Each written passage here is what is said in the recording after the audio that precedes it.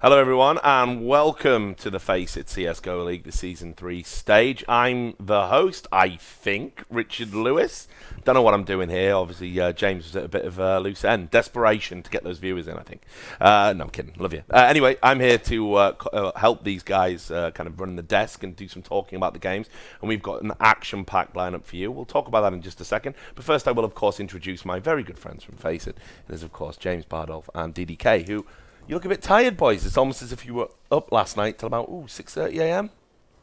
Well, some of us were. I had to go and fix my phone though, so I was up until about 1 p.m. Jesus. Woo! I'm actually fine. You don't want to miss this cast. This is going to be good. I'm ready. I'm all over this cast. I'm not even tired. I'm just. I'm good to go. Do you ever know when people say that? It's like kids, isn't it? It's like, no, I'm not even tired. Yeah, get to bed. You're knackered. You're knackered. So what about you, Dan? How are you doing? I'm not too bad. I'm excited because we always get Virtus.pro about like 10 matches in a row. Yeah. At the end of the season every time. Well, I mean that's the key thing here. Obviously, in the schedule, if you're a Virtus.pro fan, you are in for a treat, and I believe we can bring that up on screen now. I'm kind of doing this a little bit blind, so the producer will bring it in. Yeah. We've got 3 Virtus.pro games in a row. And you can see that, first of all, they're going to be going up against G2 Esports, as they're called now. G2 King win there on your screens. They're becoming firm friends, playing each other quite often. Then you're going to have Virtus.pro versus NIP. That's one for the ages. And then, just in case Virtus.pro didn't have a tough enough set of fixtures, they then go up against the team I believe are the world #1 right now, Envious. And then just to end it off for tonight's viewing, a wonderful Swedish derby, arguably El Clasico. We can get into that. NIP versus Fnatic. And of course, both of these organizations in very different places right now. We saw recent news about Fnatic making roster changes. So I guess that's the first thing I need to ask you guys about, actually. All of this drama that's been happening, all of these roster changes, are they going to be in effect here tonight for this league, or are they going to have to kind of keep these old rosters?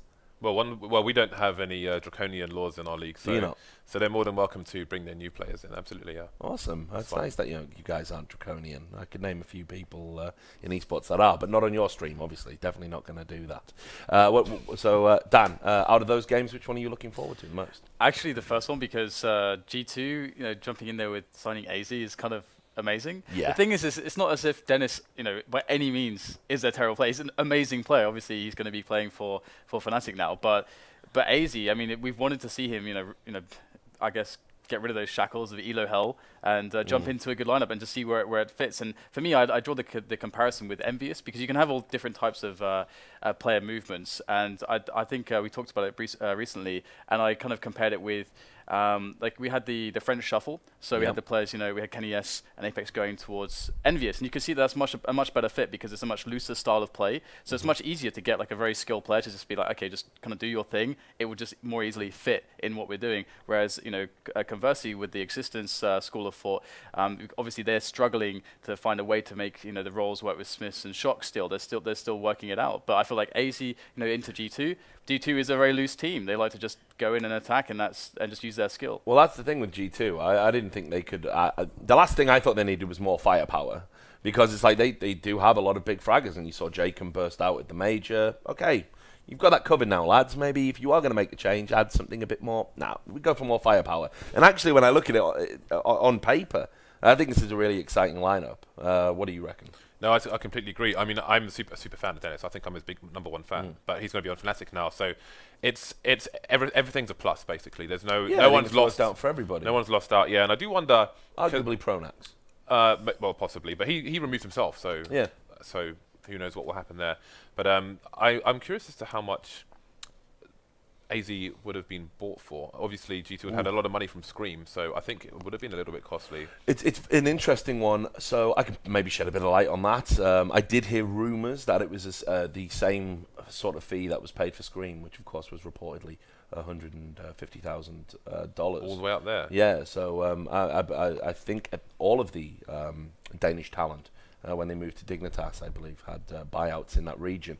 I could be wrong. I'm sure I'll get a phone call from Odie if I am. Perhaps even on air while we're talking. if my phone rings, I've upset him. But I definitely, I think right now, the form AZ's been in, if Scream's worth it, he's worth it.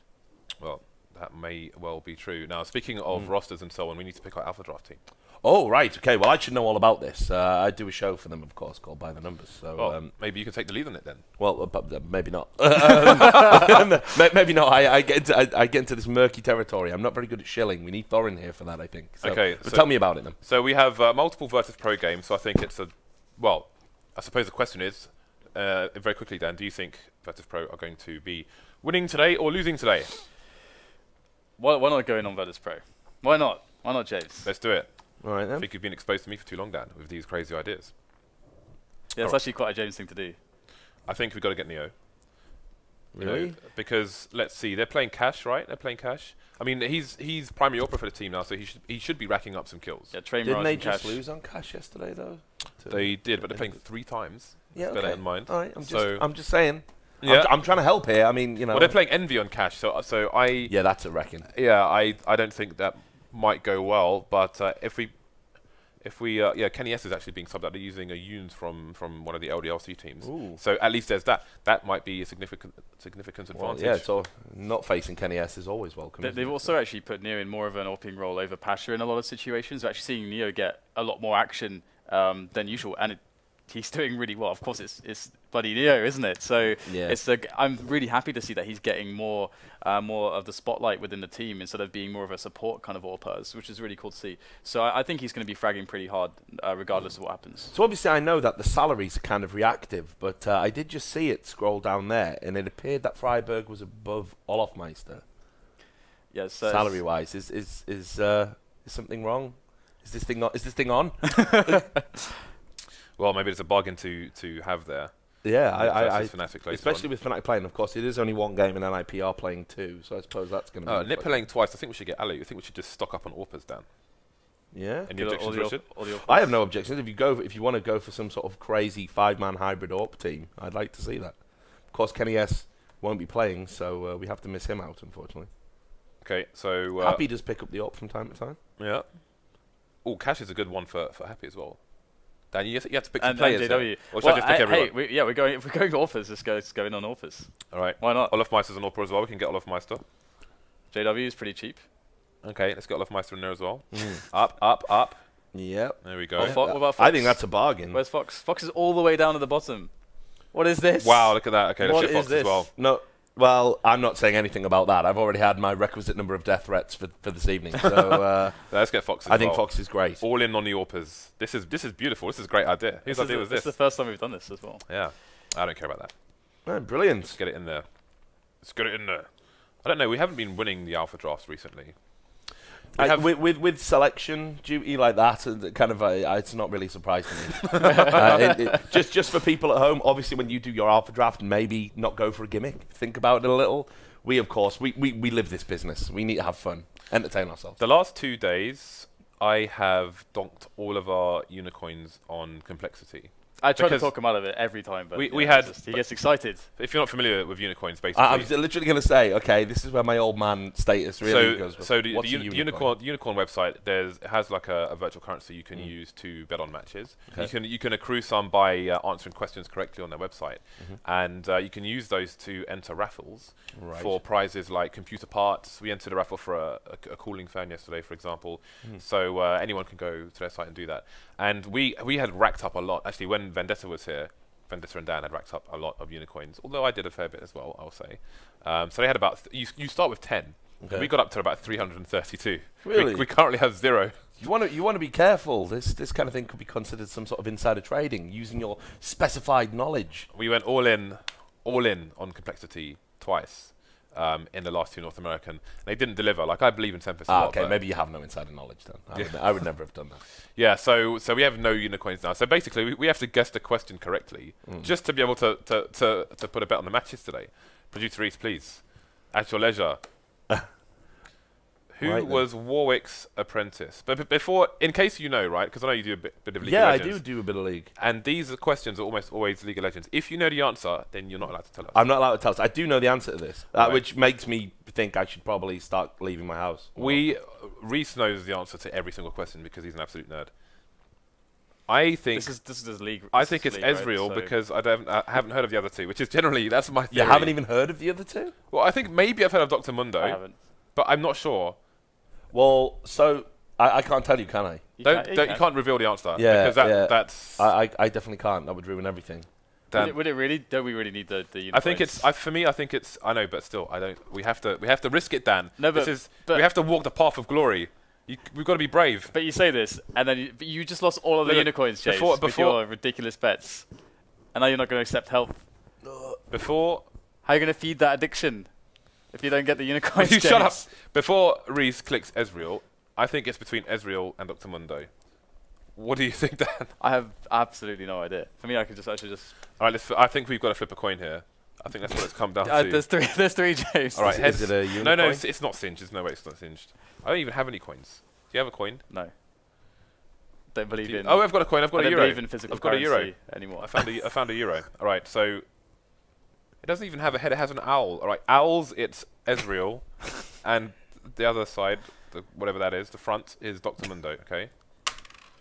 So it's gone to the owl. So I'm going to click Ezreal. Let's go.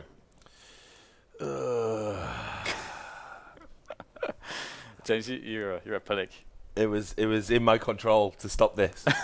We appear to have a problem. Yeah, we're made because we have no unicorns, so we can't put anything down. Yeah. At least we could have a look at the marketplace and see what we could have entered if we'd won. That is a mess. Yeah, I can't believe you did this, Dan. So this orange thing, we've put 5 coins in the raffle, but you can see they're like almost. There are over 1,100 coins. So what is that thing? It's a cooler for a CPU, basically. Awesome. So it has a heat sink in the middle, I think. If you click on the picture there, the other one, you click on every picture apart from the one you click on. There we go. There we are. So it's got double heat sink and double fan.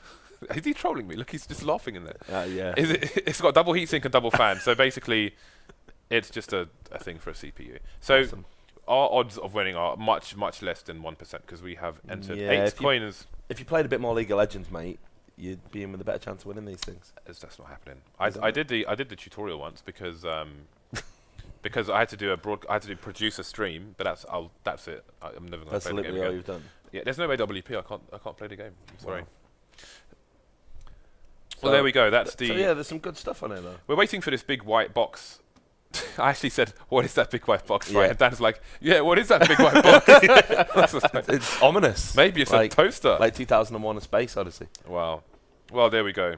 So, yeah, this looks good. I mean, obviously, I've been around Unicorn right from their inception. I know some of the guys over there. I had lunch with them out in when I was doing that conference out in San Francisco. They seem like a good lot. Yeah, they're nice people. Some of them will be at DreamHack Winter as well. So looking forward to that. That should be fun. So producer Reese, I think, needs to tell us which player focuses he has chosen for today. While we have a few minutes to get them in. You can't let him choose anything. He couldn't even get the picture right. Oh, he's asking to do it later in the show. Yeah, look. I guess we're a bit done it. We're a bit disorganized today. Yeah, which is my fault. No. I mean, look. Let's be real. You got 2 hours sleep. You had to go get an iPhone upgrade or whatever it was you were doing. It doesn't work. It didn't work because it was flickering at the top and I couldn't press buttons right. So I tried to. Could that be the 2 hours sleep though, James? I suppose it could be, but either way, I got a new phone now. But then I broke it immediately. You broke it immediately. When I got home because I tried to restore the backup, and then it just said no, and then it was stuck with the kind of iTunes thing. So it's still restoring now. I always thought in this relationship, you were the sort of bumbling comedic character, but quite clearly. Oh, you have no idea. Yeah, pretty much. Yeah. I'm the voice of reason here. But how? Hey, I don't want to get into it, Dan. State of affairs. I don't want to get into it, Dan. If could you have managed this task? Could you have managed going to a shop, getting an iPhone, installing your backup? Have you seen him try to eat a lobster? I'm not going to make the obvious joke. No, I haven't. I won't lie to you. Tell me about it, Dan. Tell me about it, James. That's an experience. Yeah. I can't explain How hard is it? You have to crack the shell and.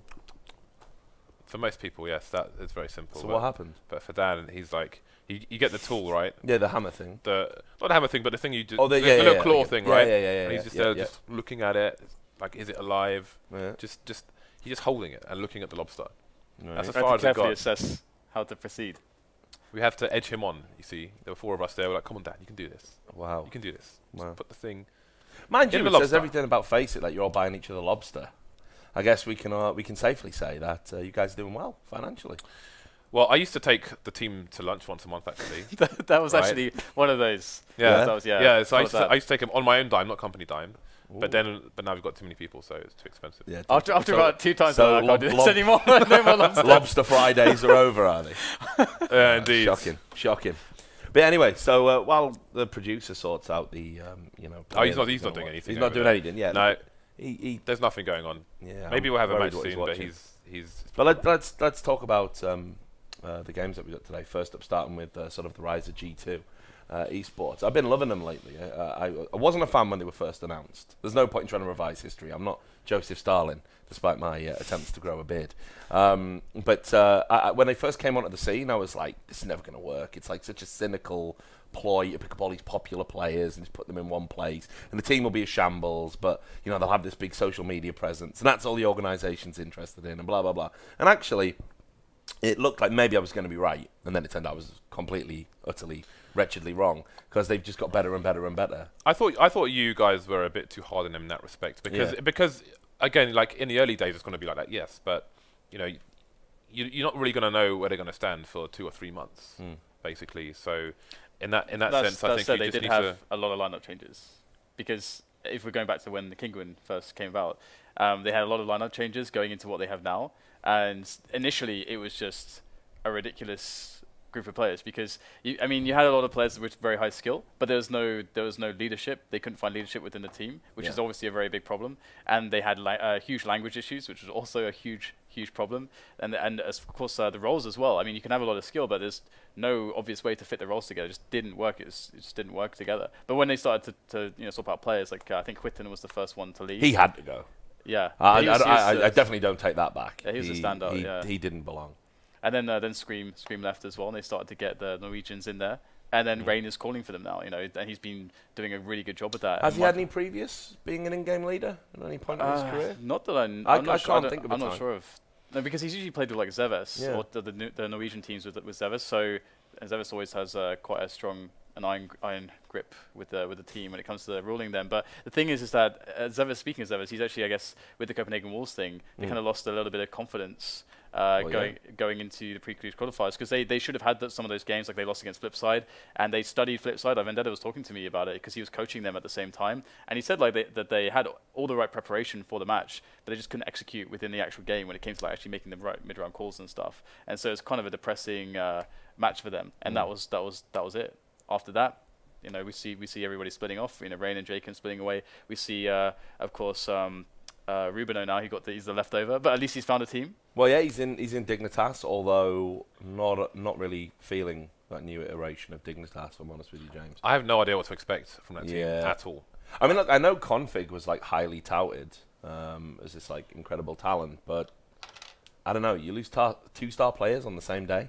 Yeah, I mean, I don't think it ultimately comes down to how they all gel together, and we won't know that for a few months. Just like G2, I mean, so for G2, what you're telling me is I shouldn't go in on them again, like I did with G2. Well, I think we just have to, there's topics to discuss, but I think we have to play the waiting game and see, because I think with G2 it was more difficult because they have to figure out where they are, in terms of roles, as Dan was mentioning, and calling, and just everything basically. It's like, let's get 5 guys. Obviously, it's going to be a mess, but then as time goes on, they'll start to figure things out and walk in parallel with Pimp, because to me Pimp made that team essentially. Of course, you got MSL, who's a great in-game leader and he's got a lot of experience. But to me, Pimp always made the team because he is the guy who had a lot of experience, and he could.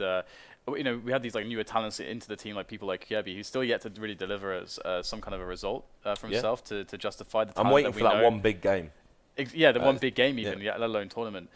So to lose Pimp, I was kind of shocked that they would remove him. So I'm not sure what was going on within the team to make that happen. But I guess they're going to take with that, Pimp gone, it's going to be a completely new direction. One would assume. I was listening to By the Numbers yesterday. Yeah, we went ham last night actually, because it was a good day to do a show. We had like so much news, and it was just like the MTG thing, and then all these roster transfers. Plus, we hadn't had time to talk about obviously the NIP CEO departing.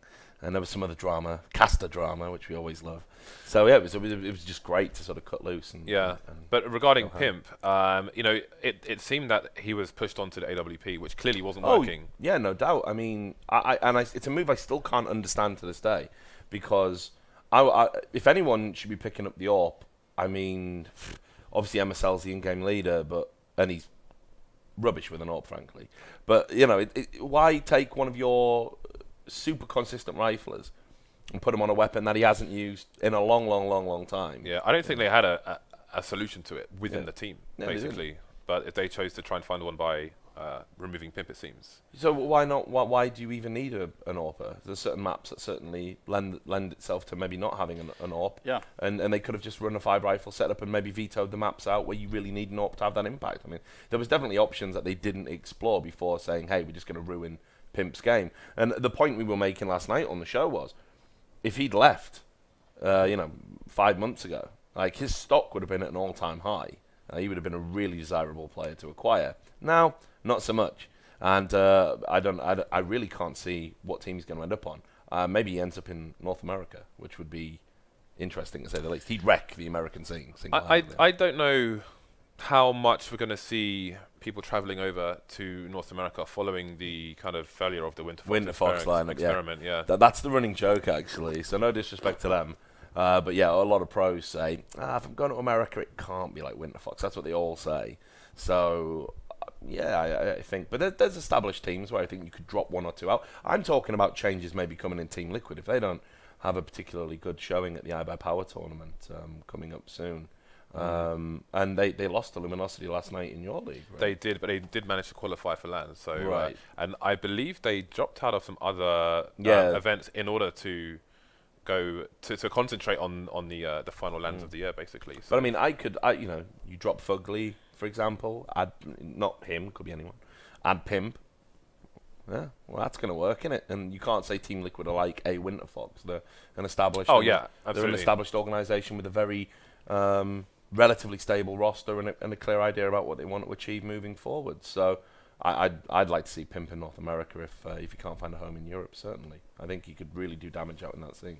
It's just a case of who would want him in terms of who wants to kick a North American player to bring in. I suppose solving the visa issues as well, because that was a problem. Oh, yeah, well, famously, especially at the moment. But yeah, so getting back to G2, I'm really looking forward to seeing what AZ can do in this lineup, whether it's going to be a case of very much like in Dignitas, he's going to be almost given a free role to sort of do whatever he wants because he's just on fire right now, or whether he'll have to play in this more kind of structured setup where, because he's the new kid on the block, there's going to be like some hierarchical structure in place where it's going to be like, you've got to fit into the positions we want you in. You're not going to get the positions you were getting in Dignitas, maybe.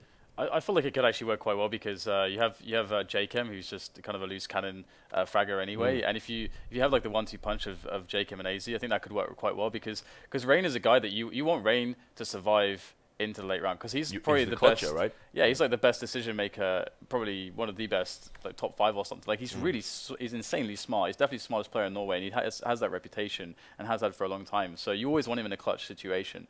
And I don't know if you necessarily want him in a lurking position, but you want him in a spot where he's going to survive mid to the late round. And so AZ and JChem are going to be able to open up so many opportunities to enable a player like Rain. And so then I'm kind of wondering, where does Michael Elliott fit in necessarily? Because Michael Elliott kind of was this player where he's definitely like going to be the mid-round fragger. He's going to be, because I mean we saw from the major, for example, he was always in these positions where actually it was kind of JChem and Rain who were kind of the 1-2 combo, and then you'd have Michael Ellie surviving to do all the clutches. And at the major he did very well there, but how consistent is he going to be there? Because I'd say Rain has much more stock as far as a clutch player goes. Oh yeah, I mean there's no doubt about that. But Makalelo's form at the major was ridiculous.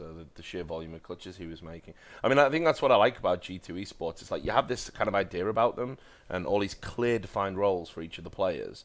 But actually, when they deviate from that template, they can still do damage. I wouldn't have said Makalelo was an amazing clutcher until this major, and it might just be an anomaly. But it could be something that's going to be there ongoing. Same with Fox, picked up the AWP again and was doing real damage with it. Yeah. And this is the guy that we think is the weakest link in the chain. Yeah, but then he was put in a position to fail, basically, if you consider what his strengths were. It's like he's a strong AWPer, which is why you've taken him from the team, because that is his star attribute. But then he's like 3rd, 4th priority AWPer on the old lineup. Now he's a priority AWPer and he's beasting. He's been put in a position to excel now rather than fail. So in that sense, the flack he gets, he was the the wrong man for the job he was being asked to do now. Now he's the right man for the job, and you can see the effects of that. Well, yeah, definitely. I mean, so I think they're a real good team, and of course, let's not forget they're going to be going up against Virtus.pro tonight. They've inflicted some real wounds on Virtus.pro in recent history, and you know that goes back to obviously your event out in Valencia, where I think that was the first sort of cataclysmic wake-up call for Virtus.pro that they needed to change something with that 16-0-1 catch. Oh, and anyway, it looks like we're about to get in the game, so we'll have to take that stroll down memory lane a little later.